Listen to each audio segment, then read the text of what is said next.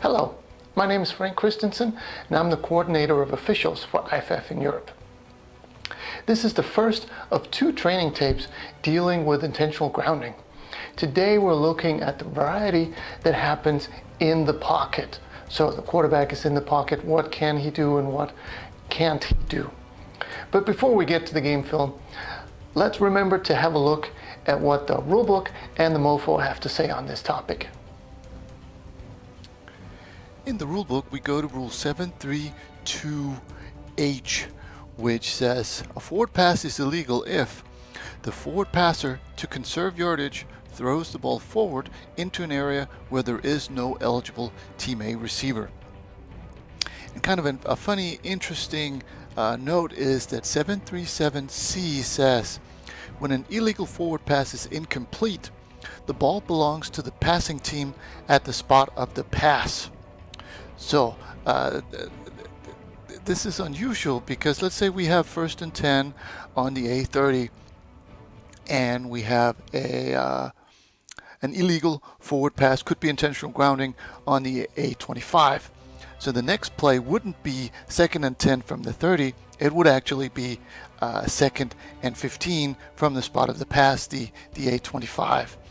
And the only exception to this is if Team B declines the penalty for an illegal pass thrown from the end zone, the ball shall next be put in play at the previous spot. In the MOFO, we go to 5 for non-contact fouls, and number 9 deals with intentional grounding. A, don't call it if the passer was contacted after he started the act of throwing the ball, or if the ball is touched. Under these circumstances, you must assume the passer intended to throw the ball to a receiver. B, do call it if the passer was contacted before he started his throwing motion. He is not allowed to throw the ball away to avoid a sack. In some circumstances, it may be appropriate to rule the ball dead rather than penalize for intentional grounding because he was held and his forward progress was stopped. C, do not call intentional grounding if the passer throws the ball away except straight down when not under defensive pressure. He's entitled to waste a down if he is in no danger of being sacked. The clock is not a factor.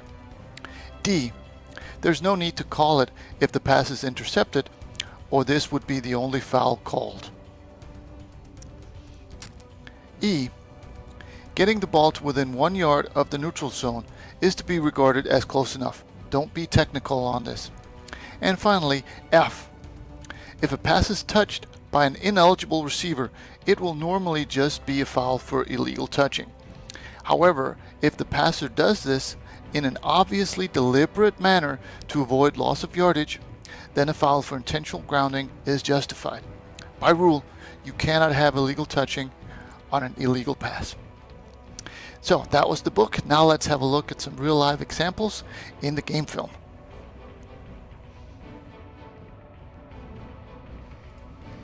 In this first example, we'll notice that the running back leaves the pocket, so nobody's in the pocket, and here comes the pass. It's just really a dump off because he's getting pressure.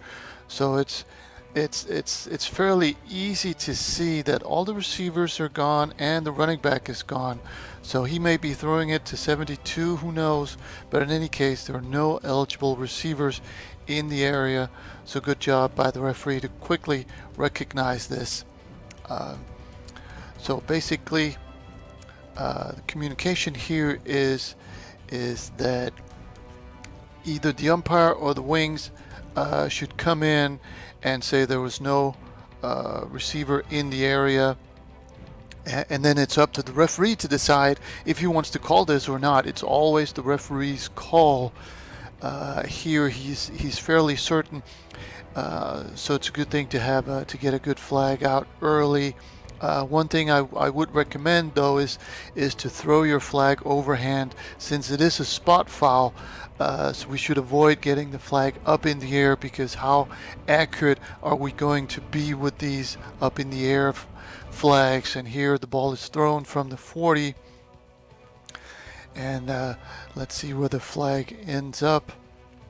I like the fact that the referee gets up towards where the quarterback threw the ball, but the flag just does end up about 2 yards off. So whenever you can, try to get an overhand throw to the actual spot where the ball was thrown, because that is our enforcement spot.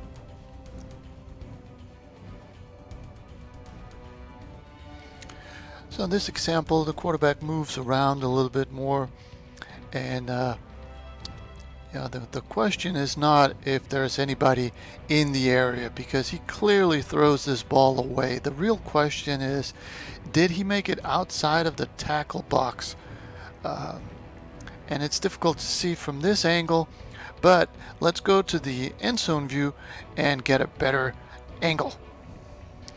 And here's the end zone shot, and the ball is at position 1.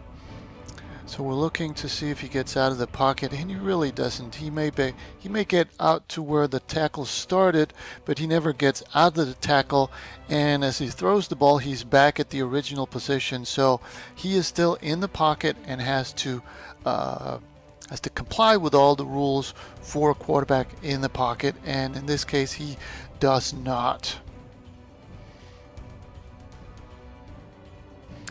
As you can see, this was supposed to be a screen to the running back to the left, but as this is screwed up by the defense, the quarterback decides to throw the ball into the ground, but he's still in the pocket, so he needs to get the ball close to a receiver, and in this case the only player is this lineman.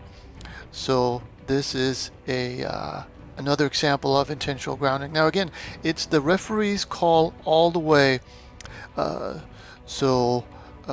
From the pocket. Now the wings don't necessarily know if the quarterback was in the pocket or not, so we need to have good communication on these types of situations. So as a referee, I would move up to the spot of the pass. If I don't know where the ball went, because I am staying with my quarterback, but I have a good idea that this could be intentional grounding, I would move up to, in this case, the A10, and communicate to my wings or whoever needs to communicate, either by looking at them or whatever you decide in the pregame, that they need to either point to a receiver who was in the area, which then everything is fine, or some other way communicate that the ball did or did not cross the line of scrimmage, if that is relevant. Here, inside the pocket, a receiver needs to be in the area.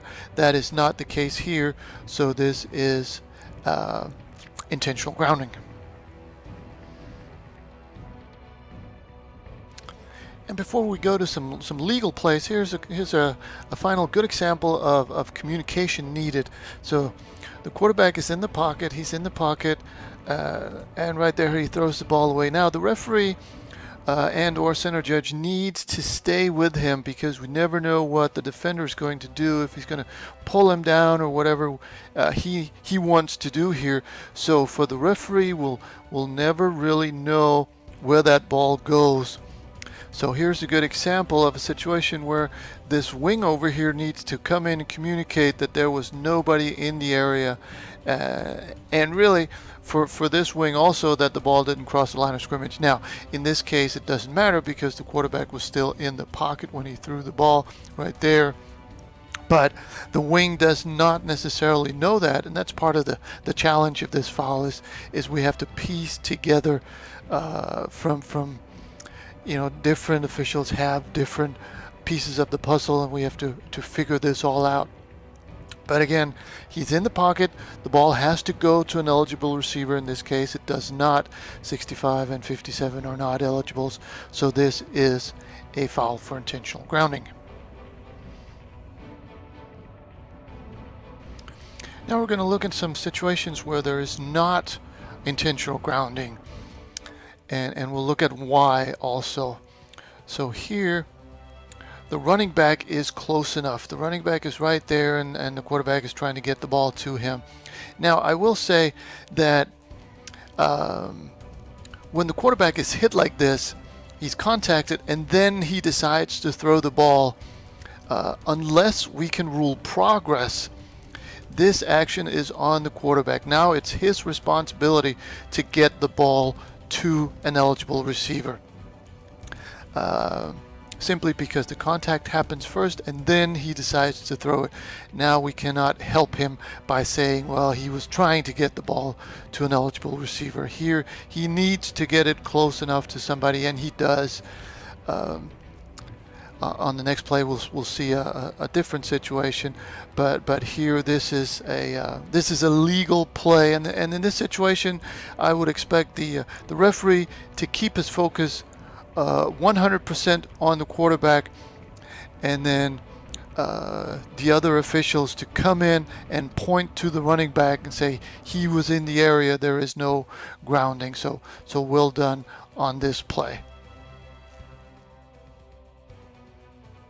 So compare the way the quarterback was hit on the last play to this play, where I think it's fairly obvious that the way the quarterback gets hit, or the timing of how or when he gets hit, has an effect on where the ball goes. So this is the other, if he doesn't get the ball towards an eligible receiver, this is the other way that he can get out of an intentional grounding.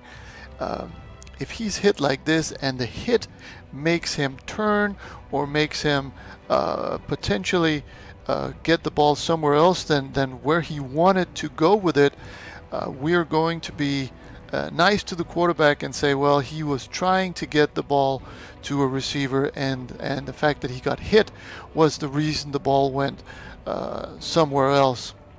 So either get the ball to a receiver or get hit as you're throwing the ball.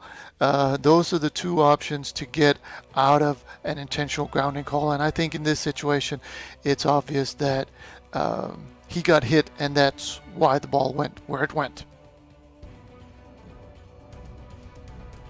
So two ways to get out of trouble for the quarterback, but this one is really the most prevalent, is throwing the ball away into an area where there is a receiver. And here the running back is there. Now, is he throwing the ball away? Yes, absolutely, but he's doing it legally. Is the running back in position to receive the ball? No, but that is no longer part of the rule. All he has to do is be in the area, and he certainly is here. So this is the typical one where there is somebody in the area, and again, here comes the wing right there pointing at number 13, and also going on the mic to say number 13 was in the area. So this is really good communication to the referee, who really is the final decision maker here.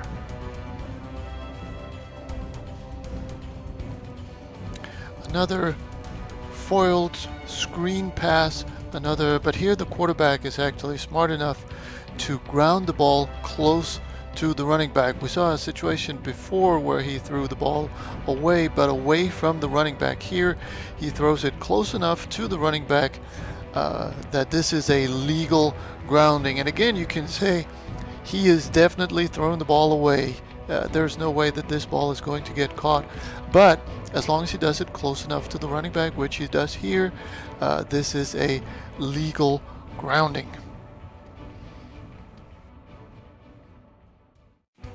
One final example of a legal play. The quarterback scrambles around quite a bit, but I believe he stays in the pocket, so the ball has to go towards a receiver, and 88 is in the area, as indicated very well by this wing.